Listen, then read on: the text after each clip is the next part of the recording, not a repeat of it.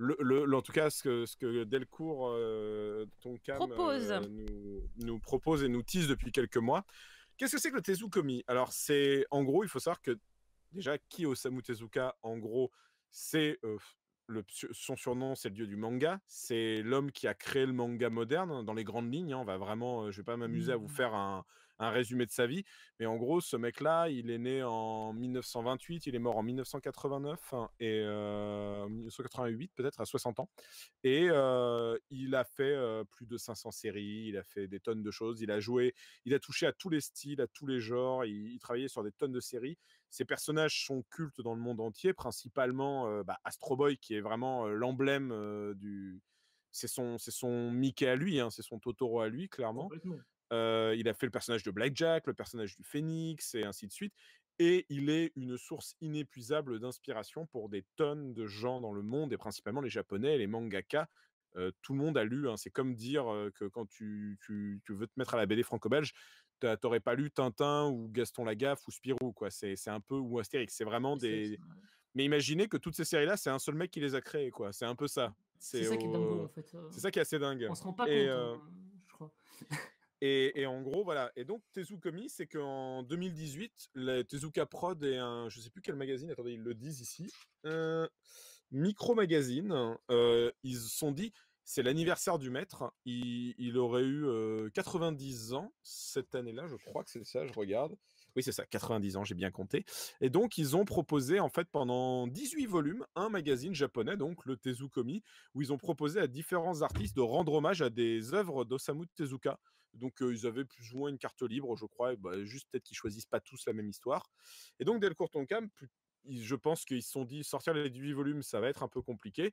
Ce qu'ils ont proposé, c'est d'en sortir 3. Et en fait, ils ont fusionné ça avec la même idée de base qui est on propose à des artistes japonais. Ils ont gardé quelques artistes japonais et en plus, ils ont proposé à des artistes internationaux, en fait. Donc, entre nous, il y a beaucoup d'artistes français, des artistes français qu'on connaît déjà, hein. Il y a Florence Torta et Philippe Cardona de Sentai School qui, eux, reprennent Dororo, par exemple. On a Renaud Lemaire de Dreamland qui reprend Le Roi Léo. On a Elsa Brandt et Bertrand Guetignol qui reprennent Blackjack. Ainsi de suite, ainsi de suite, ainsi de suite. Et on a 4 artistes japonais, dont Atsushi Kaneko, l'auteur de Bambi, Soil et Wet Moon, qui reprend Dororo dans Search and Destroy, qui sort le mois prochain, d'ailleurs, chez nous. Le manga vous en fait la pub ici, d'ailleurs. Voilà. C'est une version un peu post-apo, cyberpunk. Exactement, c'est une version SF. Ça a l'air trop cool. Pas post-apo spécialement, plus SF, parce qu'il n'y a pas eu de destruction de l'humanité. De toute façon, et en vrai, c'est extrêmement bien. Vraiment, les 2 chapitres, là, en gros, il y a 2 chapitres qui vous teasent un peu... Attendez, je finis juste ma présentation et après, je reviens juste sur la... Et en gros, voilà, vous avez Kubu Kirin, qui est un auteur de hentai à la base, qui a fait aussi des trucs soft, je crois, mais je n'ai plus en tête. On lui a proposé de reprendre Ayako, ce qui n'est pas un choix déconnant, étant donné qu'Ayako est une œuvre qui flirte avec des thèmes qui sont l'érotisme, l'inceste et des tensions humaines assez palpables. Ouais. Assez palpables, ouais, effectivement. Bref, voilà, vous avez vraiment le truc. Et le truc un peu sympa, c'est que vous avez Mauricio de Sousa, qui est en fait un artiste, je crois argentin ou brésilien, je n'ai plus en tête, je vous avoue, je suis pas très fort à ce Sud-américain, pas d'erreur. Sud-américain, et bravo. C'est un artiste sud-américain qui est très connu en fait pour une série d'histoires qu'il avait fait qui s'appelait Monica and Friends, je crois, je regarde vite fait le nom. Monica et ses amis, tout à fait. Et en fait, dans les années 80, il est devenu ami avec Tezuka. Il s'est devenu très très pote, au point que quand que De Souza il est venu au Japon, Tezuka l'a accueilli. Et il est venu le voir dans les derniers moments de sa vie. Et Tezuka est venu le voir une dernière fois. Ils ont discuté ensemble et tout et tout. Et donc, ils ont proposé à De Souza de faire une histoire. Donc, je ne sais pas si c'est Tezukomi qui a proposé le Tezukomi japonais ou si c'est Delcourt Tonkam qui a eu l'idée. Dans tous les cas, je pense que c'est plus les japonais, mais dans tous les cas, c'est une très belle idée. Et ça propose un style qui est cool parce que l'auteur, en fait, il parodie complètement pour le coup le style de son ami. Ah oui, totalement. Ce qui, voilà, alors que c'est pas du tout son trait. Il faut savoir, je vais vous montrer son trait à lui qui ne ressemble pas du tout à ça. Et du coup, c'est Saphir. Oui, il adoré Princesse Saphir. Voilà, le trait original de ce monsieur, c'est ça. Donc vraiment, voilà, ils avaient, voilà, par exemple, un dessin qu'il avait fait à l'époque à la mort de Tezuka, où ses personnages et les personnages de Tezuka pleuraient ensemble la mort du maître. Oh. Donc c'est plutôt cool. Et donc Tezukomi, bah, je suis un peu mi-figue mi-raisin parce que ce qui me rend triste, c'est que j'aurais aimé avoir la version japonaise, je pense, avec tous les artistes japonais qui ont des idées et tout ça. L'idée que ce soit des artistes français m'intéresse, mais pour le coup, enfin, pas que français, mais en tout cas, l'idée que ce soit des artistes occidentaux m'intéresse un peu. Et il y a des trucs plutôt intéressants derrière. La reprise de Blackjack par Elsa Brandt est plutôt intéressante. Et celle de MW aussi, par Victor Santos, qui a fait les Ogres Dieux, qui est une BD que je vous recommande d'ailleurs. Et en gros, le truc est que l'autre truc un peu dommage, c'est que, regardez, je vais vous montrer visuellement. On va enlever, voilà, ceci. Tout ça, c'est, on va dire, un peu de la pub, dans le sens que c'est des chapitres de Search and Destroy, donc la série d'Atsushi Kaneko, et de Ayako, la série de Kubu-Kirin qui va sortir le mois prochain. Donc ça vous donne un peu d'amorce, mais après tout le reste, c'est des trucs qui normalement ne seront pas encore en... Enfin, ça ne sera pas publié en Tonkobon. Donc c'est quand même des contenus un peu intéressants. Et c'est vraiment cool. Si vous aimez l'univers de Tezuka, il y a à boire et à manger, mais c'est super intéressant de voir des artistes essayer de se réapproprier les trucs. Si vous connaissez pas, c'est une porte d'entrée pas inintéressante parce que il y a quelques petites explications de qu'est-ce que sont ces séries qui reprennent, pas toutes malheureusement. Genre MW par exemple, on n'en parle pas, ce qui est dommage, on aurait pu en parler un peu plus. Mais il y a une interview de chaque auteur qui explique pourquoi il a choisi cette série-là. Et des fois c'est intéressant, par exemple, Atsushi Kaneko, il dit que par exemple, il a fait Dororo, mais sa série préférée, c'est pas Dororo. C'est, je sais plus, il préfère Blackjack et peut-être Ayako, je crois, de mémoire. Et il a dit, mais Dororo, ça m'intéressait parce que c'est une série que je pouvais totalement me réapproprier et en ressortir quelque chose sans être un avatar de Dororo initialement, en fait. Et donc, par exemple, effectivement, je trouve que c'est Search and Destroy, sa version à lui de Dororo, qui est de tout le livre pour l'instant le truc le plus abouti. C'est assez fou visuellement.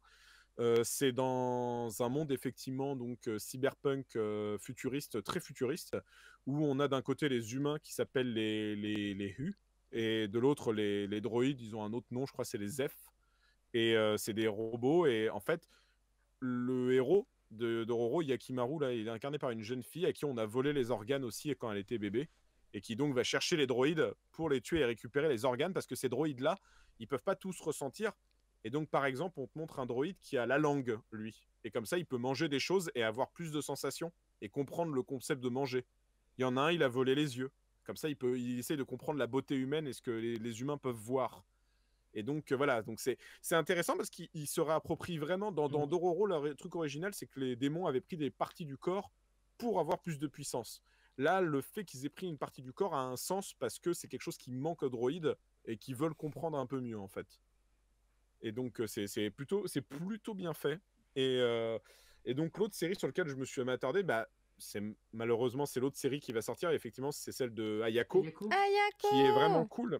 C'est vraiment cool parce que il y a de l'érotisme, mais c'est pas vraiment gratuit, surtout au vu du propos d'Ayako et de ce qu'était Ayako. Et là aussi, il a eu la bonne idée de ne pas reprendre le contexte après-guerre de Ayako, mais de le mettre dans un monde contemporain, ce qui rend le truc encore plus dérangeant. Ouais, c'est encore plus dérangeant. Ça se passe complètement à notre époque, et du coup la grosse différence, sans spoiler ce que raconte Ayako, dans le truc original, c'est le héros est un militaire qui revient de la guerre, donc ça fait des années qu'il n'avait pas vu sa famille. Là c'est juste qu'il est parti de sa famille, qui est une famille de riches propriétaires terriens qu'il voulait plus voir, et il passe dans la région parce qu'on lui a confié une mission. Il est photographe, mais sa vraie truc c'est qu'il bosse pour les Yakuza en gros, et on lui a demandé de trouver quelqu'un dans sa région natale. Et il en profite pour crécher sa famille qu'il n'a pas vu depuis longtemps et montrer en mode qu'il a réussi parce qu'on lui disait que c'était un moins que rien et un raté, quoi. Donc la raison même pour laquelle il revient est intéressant, quoi. Et donc voilà, je ne vous en dirai pas plus, mais tout ça pour dire que Tezukomi, franchement, allez-y. Je suis quand même un peu mitigé sur le fait qu'il n'y ait pas plus d'artistes japonais que ça. J'aurais bien voulu un peu plus d'artistes japonais, que des artistes que j'aime bien au demeurant, mais que je vois souvent, genre Torta et Cardona, Elsa Brandt, Renaud Lemaire, c'est quand même des noms qu'on voit souvent et qui font tourner. Je suis un peu plus content pour Victor Santos, dont on n'entend pas trop parler, mais voilà, j'aurais bien aimé. Et surtout, c'est juste, même si elles sont à la fin, tu les as passées, Caro, toi, il y a les Ah oui, covers les illustrations. originales des Tezukomi, Merde, les attends, illustrations sont super, quoi. Franchement, ces illustrations-là, je vous montre, mais Ouais, je les ai là. incroyable, vraiment. Merci, Vraiment, ça donne envie de lire les Tezukomi japonais, en fait, juste pour voir. Voilà, je vous remets le Search and Destroy. Il est là, ouais. Ouais. C'est vraiment super. Il y a Nana Hiro Inko, une très bonne série, plus trouvable pour l'instant. Peut-être qu'elle reviendra, on ne sait pas. Donc, non, vraiment, Tezukomi, c'est vraiment plutôt intéressant si on est fan de Tezuka. Si on l'est moins, Si on connaît pas du tout l'œuvre de Tezuka, par exemple. Quelqu'un avait posé la question dans le chat tout à l'heure. En vrai, on peut y aller si on connaît pas du tout, parce que c'est que des one-shot ou des débuts de série, genre Search and Destroy.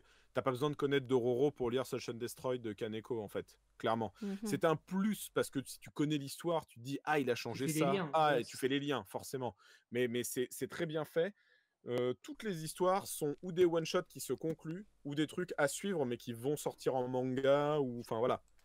Il n'y a pas besoin du tout de connaître spécialement les histoires, quoi. Genre le roi Léo, de ce que j'ai compris, c'est un mec qui bosse au Kenya et il voit un truc sur les lions et il y va et il rencontre en gros un lion blanc, quoi, tu vois. Et voilà. Après, j'en dis pas plus. Mais... Donc non, vraiment, donc on peut le prendre comme sympa. Ça. D'accord. C'est plutôt sympa, effectivement. Voilà. Moi, mon seul bémol, c'est juste que j'aurais bien aimé que la version japonaise sorte aussi, c'est tout. Mais bon. Mais bon, c'est déjà bien. En vrai, c'est déjà super. Et je rappelle que Tonkam fait beaucoup pour Tezuka récemment. Les Tezuka en format petit dictionnaire là ressortent. Les beaux c'est formats, super pour redécouvrir. C'est un très beau format qui tient dans le temps. Bah voilà, Fumble en a derrière lui. C'est des formats en plus qui sont faits pour être lus tranquillement et durer. Voilà, Ayako. Ayako, le trauma ultime pour moi. Mais ouais. Ayako, ouais. Énorme. Moi j'ai lu ça. J'ai lu Ayako, j'avais 13 ans. Hein. J'ai plus jamais été le même après. Ouais, je crois que j'ai lu à peu près. J'étais un peu plus âgée, mais pas forcément trop plus. Hein. Donc, très perturbant. J'avais 18 ans. Bouddha? Non, c'est pas Bouddha. Si. Donc, si, Bouddha. Bah, moi, j'ai maté les films de Bouddha et je suis perturbée. Je suis traumatisée à vie aussi. Pareil. Tout me traumatise. C'est fou. Ils ont fini la trilogie de films. Je me rappelle du film 2. Il me semble que non. Je crois qu'il y en avait un troisième qui était prévu, qui n'est pas encore sorti. Qui n'est pas sorti, c'est ça, ouais. C'est ça. Et oui, Captain Geek, effectivement, l'adaptation de Ayako par un auteur de hentai, il fallait l'oser, effectivement. Et vraiment, on est quand même sur du soft. Hein. Je vais vous montrer un truc vite fait, mais le trait est plutôt bien. Et voilà, les trucs les plus olé vous pourrez avoir, c'est peut-être... Pas de téton, hein. Non, il y a aucun téton. Aucun. Vous voyez, c'est plus des choses comme ça. Il y a une scène de sexe à un moment, mais ça ne va pas très loin, parce que c'est plus pour servir le récit que juste pour faire un truc libidino classique. Mais Ayako était déjà une œuvre un peu sombre hein, de Tezuka. Ah bah donc, oui, elle est très très sombre. Peut-être une des plus sombres.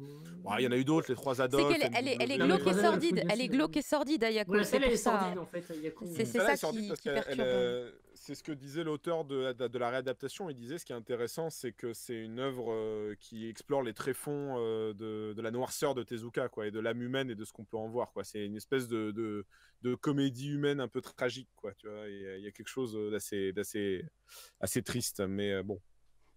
Donc voilà. Effectivement, on sent l'auteur de hentai. En revanche, clairement, on sent que c'est un auteur de hentai à la base. Mais il s'est retenu, on va dire. Comme il a dit, quand on m'a proposé, je me suis dit, j'aurais pas deux chances de pouvoir adapter du Tezuka que j'adore, quoi. Donc voilà, Tezukomi, moi je vous conseille vraiment d'y aller. Il y a des plus et des moins, mais globalement, c'est quand même un petit plus. C'est-à-dire que même, malgré mes réticences, je suis content, même si c'est pas des auteurs japonais, même si c'est des auteurs où je m'en fiche un peu des fois, de lire du Tezuka vu par d'autres gens, quoi. C'est tellement riche, Tezuka, que n'importe qui avec un peu de talent peut se permettre de le réinventer et de se reproposer une version, quoi.